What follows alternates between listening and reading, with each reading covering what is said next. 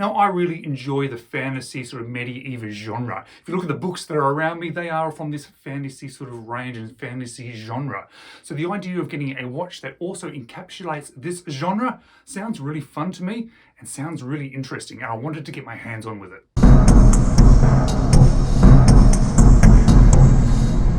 Hello, you're watching James. My name's James, you're watching me, and I'm talking about watches. And today I'm talking about a watch that has introduced a theme into it better than any other watch that I've ever experienced. I've seen lots of watches try to introduce a bit of an idea, a bit of a theme, and sometimes it sort of works, but generally it just feels like something that's been applied to a watch as a bit of an afterthought, even if it ends up being okay. This Valimor Kilgarrah, which I'm going to show you today in full in-depth sort of review style, has introduced a really strong theme. A theme about wizards, dragons, swords, and they've really actually worked it well into the watch. And not just parts of the watch, but all of the watch. And I want to say a big thank you to Valimore for sponsoring this video. You would have seen that sponsored icon pop up, and that is because they gave me this watch for the review. But I then get to wear it, enjoy it, have it in my collection, and now share my thoughts about it with you guys. And guys, if you are interested in this watch, I'm going to leave a link to the website in the description below. They are selling out, and a lot of the models that are there have sold out already, but there still are a few available. But they're going to cost you around about 500 euros for the steel bracelet version, which is the one that I was able to get my hands on. Now, I want to talk about that 500 euro price range, but I'm going to do it at the end of the video because there's a lot to look at this watch. There's a lot to think about with this watch, and it's not all based on the specifications of this watch. Unlike a lot of watches that I get in hand that I think, wow, the quality, the specifications, the movement really justify a price. With this watch, that is not what is justifying the price. What is justifying the price is the look, the feel, and the theme. So this one, I'm going to show you in some extra detail. So let's flip the camera and let's check out this Valimor Kilgarrah.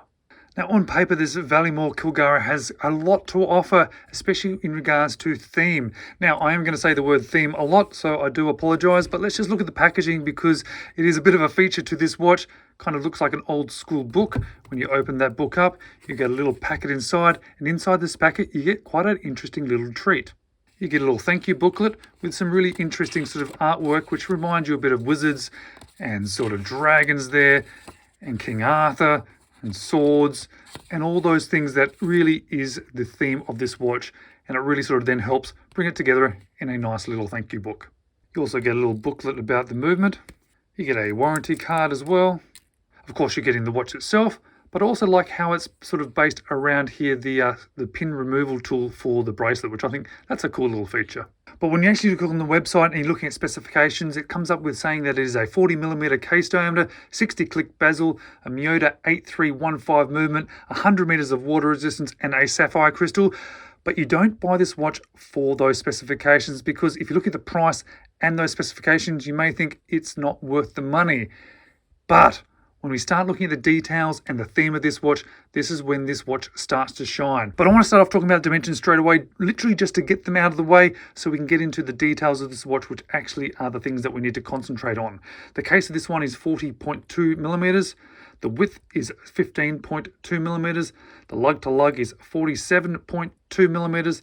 Lug width is 22 millimeters, and size to me, it is 157 grams. But those dimensions, albeit pretty good and pretty good for my 17 centimeter or at 6 3/4 inch wrist, it's actually about the details that makes this one rather special. And let's start with the dial, because the dial itself is this really cool gray. It starts as a bit of a light gray, working its way out to a slightly darker gray, but there is a 3D effect, which looks like dragon scales, which is kind of cool. But then check out the font used in the numbers. The actual 12 there, the 10, 2, 4, 6, and 8, a real sort of Gothic style. They are sort of molded into that dial there, along with the Valimore, as well as the automatic, as well as the little logo. So there's a real 3D sort of feeling of it coming out at you. They're sort of in a bit of a white onto that grey.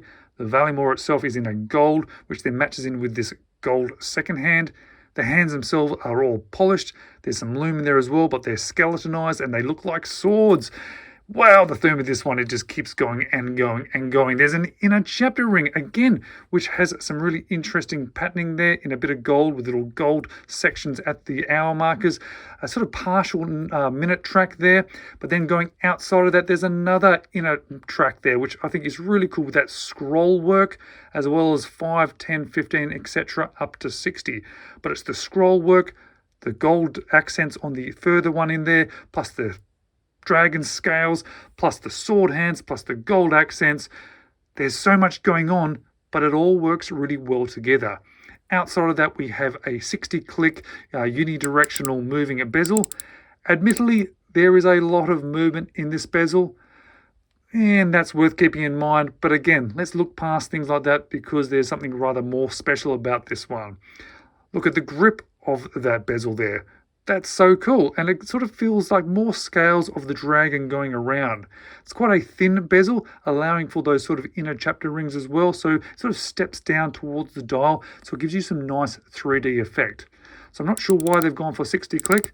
I'm not sure why they didn't go for a slightly better feeling bezel, but that's what we have, and I want to bring that to your attention. Now we do have some lume on this watch, and it's not too bad. I wouldn't say it's brilliant, but it's okay, and it certainly lets you sort of read the time, especially in the initial phases before the glow sort of fades out. But then let's check out one of my favorite features of this watch, and it's the crown.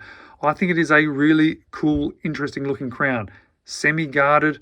It is a hand-winding movement inside here, the Miyota 8315. Not screw down, however, so worth keeping that in mind. But it does have a ghost position. So you can see there's a bit of a missing spot there, or a spot ghost position, but we also have hacking with that Miyota movement. Just a cool looking crown, something a little bit different. Going into the sides of the case there, you can see it's brushed. There is a high polish chamfer, brushed on the top as well. Usually I would say cases are one of my favorite parts of this watch, and this is really nice and really well done, but it's just overshadowed by all the other details of this watch. Because then even when you go into the bracelet here, we've got solid end links, which fit really well into the case. But as we move down along the bracelet itself, we've got dragon scales sort of going down either side of it, brushed in between. And those dragon scales are actually really 3D. You can really feel them as you move your hands across them or your finger across them. Do have a butterfly clasp, which I guess it helps sort of let that sort of look of the sort of bracelet transition across. We do have the logo there on the butterfly clasp. It is quite a nice butterfly clasp. It works perfectly fine. But in behind there, when you look through, you'll see that there is a very cool looking rotor on the back of the movement, a really cool sort of outer part of the see-through caseback, and quick release spring bars. Now, being that Miyota movement, there is a little bit of rotor wobble there. You do sort of hear and feel it a little bit, but what I want to do is stick on the time grapher to see how this 8315 Miyota is performing. Well, these Miyota movements may not be sort of known as the most fancy movements, but looking at those figures, I'm perfectly comfortable and happy with them. You can see it's vibrating at 21,600 vibrations per hour, virtually no beat error, amplitude is perfectly fine, and it's running just over 0. So perfectly happy with how it is performing. But one of my favorite parts about this watch is actually the on-wrist experience. Those dimensions, those details, the size, the weight, it just sits down nicely on my 6 3/4 or about 17 centimeter wrist, and it looks really cool. And some of those details, when you're sort of concentrating on them, you can sort of think, wow, there's a lot going on here. But when you're actually wearing it, it just all comes together and is just a nice and fun watch to have on wrist. So what do I like about this watch? What don't I like about it? And what would I change? Well, of course, I like the theme and how well that theme has been put throughout the entire watch. I like the color of the dial as well. The color combination, that sort of gray into black, is very cool. I do really like that rotor. I think that is something rather special. The bracelet actually feels very nice, and I do like that detail. Even if you took away the idea of why it is there, it's just a very cool detail, and it is a lot of fun to wear, and it's a nice on-wrist experience. What don't I like about it? Well, hey, this watch with perhaps a high beat Miyota would be awesome. This watch with screw links would probably be even better because these are just push pins. This watch with a nice bezel action would be a little bit better again. A screw down crown would be kind of nice. There's quite a few things that perhaps I don't love or that I would change, but realistically, when it comes down to it, I just enjoy this watch and it is a lot of fun. But I want to talk about the price of this watch because it's not the cheapest one out there, but I want to do that by switching back to me. So at 500 euros, that may, to some, when you're looking at the on-paper specifications, feel a little bit expensive. And I understand that thought process. When I compare this watch in my head against other watches around that price range, perhaps from a specifications point of view, it falls short a little bit. However, it makes up for it well and truly with its unique theme and look and feel and fun. So initially when I saw that price on the website, I thought, that seems like a little bit too much money.